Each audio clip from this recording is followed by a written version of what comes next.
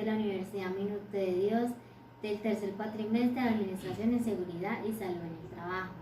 En este video hablaremos de los hitos históricos del modelo de desarrollo dominante. Cuando hablamos de hitos históricos, hablamos o hacemos referencia a los acontecimientos más importantes que surgieron en ese entonces y aquellos que causaron un gran impacto.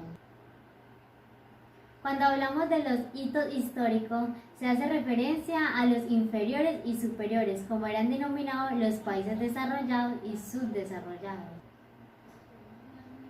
El primer hito histórico que encontramos ocurre en el siglo XVI. Esta es la época del descubrimiento, cuando la ideología se partió en dos, porque se dividió entre ricos y pobres. Esto implica que la segregación entra en una civilización y entre los países desarrollados y subdesarrollados o países bárbaros llamados los países inferiores. Tenemos otro hito histórico que ocurre en 1533, que es el Tratado de Tordesillas. Este tratado firmado entre las monarquías de España y Portugal, donde se divide el Nuevo Mundo a partir de un paralelo. ¿Y qué era lo que pasaba con estas periferias? Que debían enviar todos sus recursos o la materia prima a los países desarrollados. Esos países desarrollados lo que hacían era convertir la materia prima en un producto, o sea, la cambiaban, la modificaban y la enviaban nuevamente.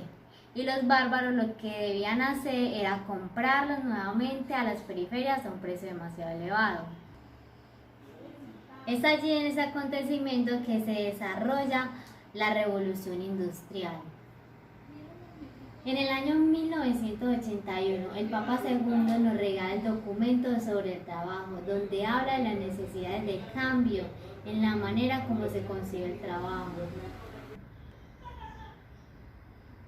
Encontramos también que en 1919 el Tratado de Versalles, que era un acuerdo de paz para evitar una Segunda Guerra Mundial, que incluía cláusulas políticas y morales, y se prohibía a Alemania tomar parte de la sociedad de las naciones.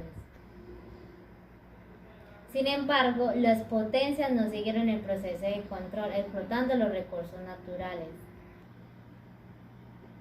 Encontramos también que en 1949 el presidente Truman plantea la necesidad de implementar políticas de desarrollo para que los países menos avanzados pudieran alcanzar el estándar económico y cultural, y quien se convirtió en un dispositivo para moderar la realidad. Gracias al discurso del presidente, los países como Asia, África, América Latina se convirtieron en países subdesarrollados. Encontramos otro hito histórico en el 2003 que para mí es uno de los más importantes. El Banco Mundial ilustró sobre el desarrollo entre países ricos y países pobres, o sea, la diferencia que había entre los dos, como por ejemplo en cuanto a la salud, donde se podía ver la gran diferencia que había entre estas dos clases, la clase rica y la clase pobre. También podemos ver que los mercados en totalidad, donde todo se vende y todo se compra. De igual forma se ve cómo los bienes sociales se privatizan, dejando más vulnerables a los necesitados. O como el derecho a la educación. Si privatizaran la educación, no todo el mundo tendría derecho a recibir una educación digna. Ya sería un derecho, digamos que un derecho quitado a todos nosotros. Puedo concluir que a mi parecer la humanidad ha avanzado en cuanto a desarrollo, pero hay algunas cosas que aún siguen iguales o tienen falencia. La humanidad no puede seguir siendo engañada, los ricos aún siguen siendo más ricos y los pobres siguen de igual condiciones. Muchas veces se pasan, digamos, por la galleta nuestros derechos como ciudadanos, como el derecho a la educación, el derecho a la salud, los problemas del régimen, las condiciones de vida y todo esto. Por eso es que la doctrina social de la Iglesia envía un mensaje